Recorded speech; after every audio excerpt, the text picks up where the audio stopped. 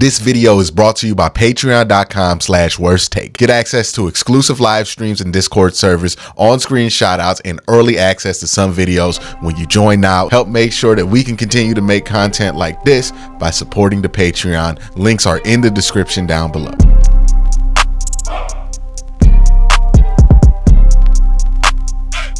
The Browns have a lot of players practicing again for the first time all season. And what I want to do is go through every player that's coming back to practice or that came back to practice today and talk about what their timetable looks like for return to play and how they'll be able to help the Browns, because I think everybody that the Browns were able to get back or got word that they can get back will be able to help them in some way, shape, or form for sure. All right, so the first player that the Browns heard that they're getting back is a player from the PUP list, Michael Dunn. Michael Dunn has been a backup guard and tackle for this team. He's played almost exclusively in his time for the Cleveland Browns on the left side of the offensive line. If we look here, I have 5 games where he started at left guard. His PFF grade in those games on average is about 68.1. He has a 96.5 efficiency rating. He's played 306 snaps at left guard when he started, and he's given up 11 pressures. So he's a pretty solid option there to have behind Joe Bitonio. And also, you want to consider, like, with Ethan Posick and Nick Harris consistently having to switch in and out, or if you have to move Ethan Posick over to guard, kind of like how they had to in week 3, where they were basically in emergency mode with Joe Bitonio at left tackle. You can then put Michael Dunn at left guard and still keep your starting center, and I think you'll be relatively fine there.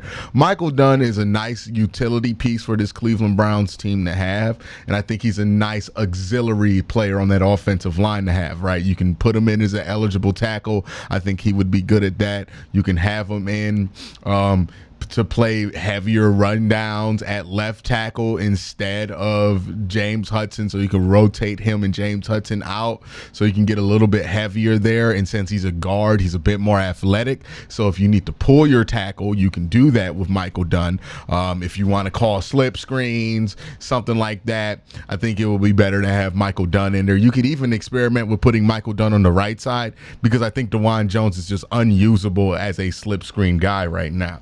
So a lot of different uses for Michael Dunn. It's a really underrated get off of the PUP list here for the Cleveland Browns, especially for a Browns team that's going through a lot of injuries at the offensive line. I think a guy like Michael Dunn can potentially get back and be helpful. Now, when is Michael Dunn expected back?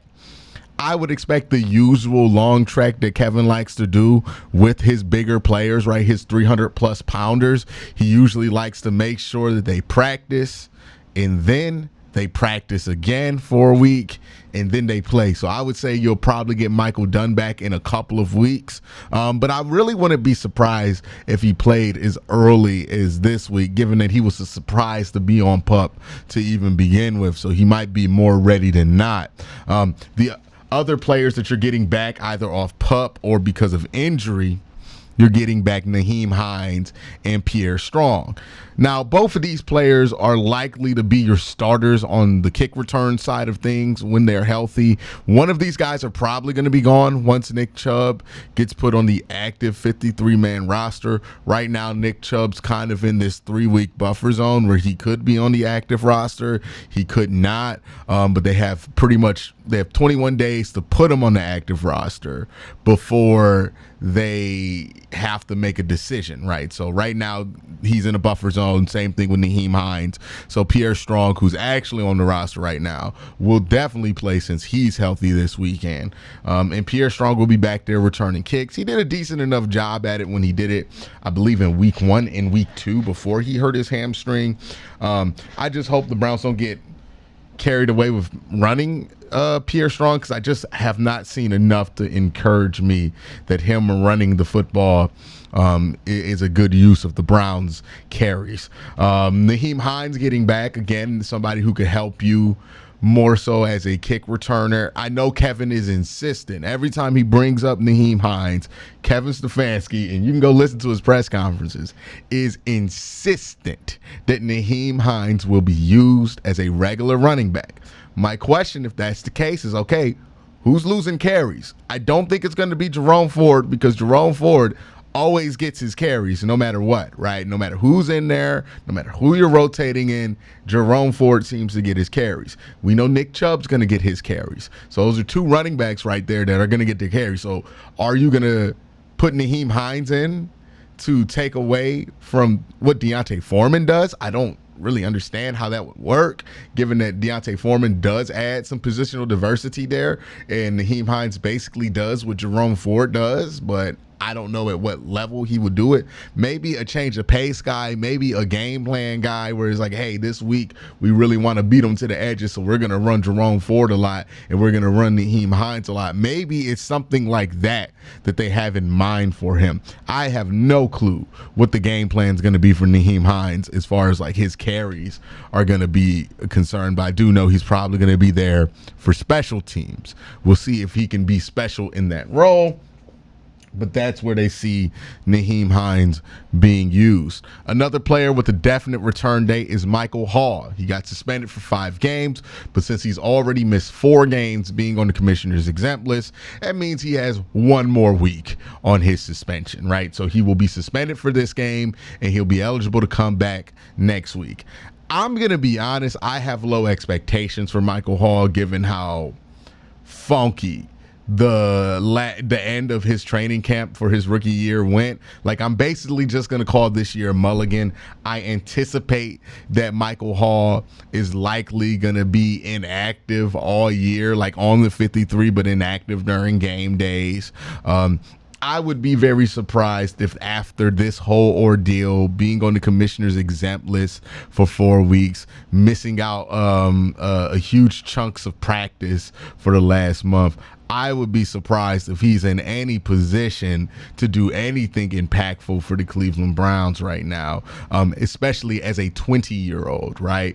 You drafted Michael Hall not for what he's going to do in year 1 or even in year 2. You drafted Michael Hall because he was 20 years old. He has some promising athletic ability at that defensive tackle position, and you feel like if this dude gets developed properly over the next couple of years, he can be a star. So it's going to be more about year 3 and year 4 with Michael Hall than it's going to be about year 1 and year 2. I know that's going to be frustrating for some people to hear because we want that instant gratification, but that's why the Browns drafted him. That was always going to be the plan with Michael Hall, and even more so now than ever given how much time he's missed and during his rookie year because of an off-the-field situation.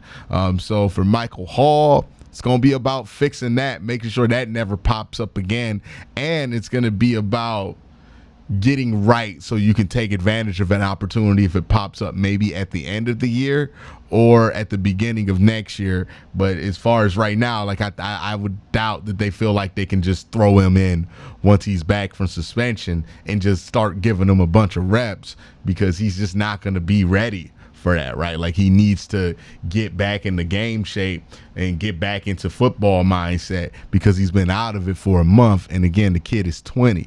The next player that's practicing, and look, I feel really good about this player's chances to play on Sunday, is David Njoku. David has progressed nicely through his injury. He practiced 2 days in a row last week. He practiced again today. So you would feel like his chances are getting higher and higher as he stacks practices up. I think the Browns will give him a go this week. I think there's a good chance in that happening. And the fact that Kevin's not ruling it out, I do think is a positive sign. So super excited for David Njoku to come back. Now, what does David Njoku bring to the table for the Cleveland Browns? A lot, right? Like, the Browns need guys who can command the attention of the defense, because right now it's like Amari Cooper commands a little bit of attention from the defense. Jerry Jeudy commands a little bit of attention, but outside of that, there's really nothing you can use to kind of shift the defense's focus when the Browns are on offense. Getting David Njoku does that. That's somebody you have to pay attention to. You have to account for if you're going to play this Cleveland Browns offense is David Njoku. And then with Deshaun playing much better last week, hopefully he can continue that role that he started last week and add to it by having David Njoku there as somebody who can always be a dump off option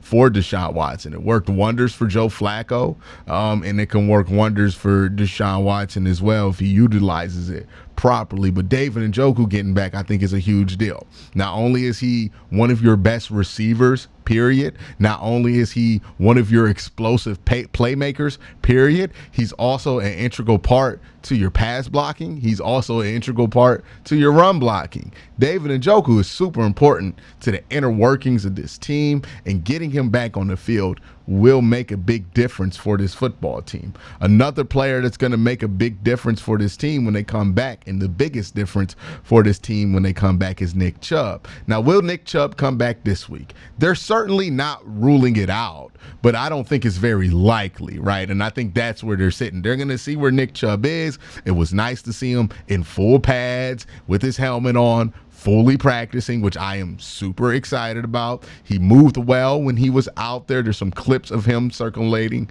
of him practicing a little bit, and I'm excited about what we saw so far, but we really won't know what Nick Chubb's status will be until this week goes on. Does he practice multiple days in a week? Is he going to be limited, then go to a full? Like, does he get a full practice this week? If he gets a full practice this week, then there's real cause to think, hey, he might play. So that's where we're at with Nick Chubb. Right now, it's just happy to have him back. No setbacks. And he's ready to come back and practice immediately off after being activated off PUP, which is a good sign.